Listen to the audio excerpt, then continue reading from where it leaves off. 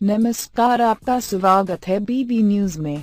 रामायण में भगवान श्री राम और रावण के बीच हुए युद्ध का विस्तृत वर्णन है। युद्ध में श्री राम ने रावण का वध कर दिया था और लंका का शासन विभीषण को सौंप दिया था। ऐसे में यह प्रश्न उठता है कि रावण के शव का क्या हुआ, उसका अंतिम संस्कार कहाँ किया गया।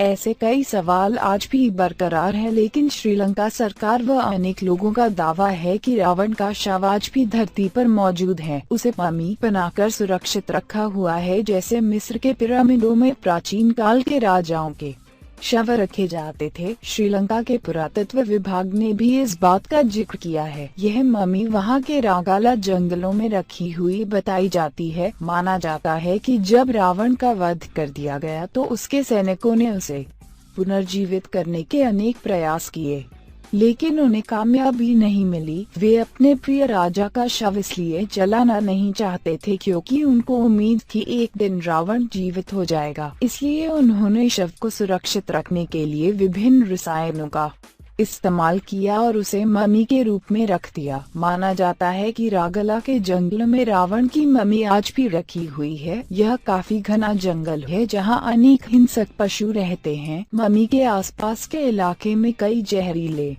सांप और खूंखार जानवर निवास करते हैं जो कि रावण की मम्मी की रखवाली करते हैं। कुछ लोगों का यह भी मानना है कि मम्मी के नीचे रावण का खजाना है। हालांकि कई लोग इस बात से सहमत नहीं हैं, क्योंकि इतने वर्षों तक किसी खजाने की जानकारी होने के बाद वहां उसका शेष रहना संभव नहीं लगता। रावण बहुत ज्ञानी और पराक्रमी था। माना जाता है कि रावण की मम्मी की लंबाई करीब 18 फीट है। रावण का शव जिस ताबूत में रखा गया है उस पर एक खास किस्म का लेप लगा है, जिससे वो ताबूत हजारों साल से जस का तस है। इसके अलावा भी श्रीलंका में रावण से जुड़े अनेक प्रमाण बताए जाते हैं। श्रीलंका के लोग अपने पूर्वजों से ये बातें सुनते आए हैं। हो सकता है कि इनमें कई बातें विज्ञान की कसौटी पर खरी न उतरे, लेकिन वहाँ के लोगों की अपनी मान्यताएं हैं और मान्यताएं प्रायः किसी वैज्ञानिक कसौटी की परवाह नहीं करती। श्रीलंका में आज भी रामायण से जुड़े कई ऐतिहासिक स्थल मौजूद हैं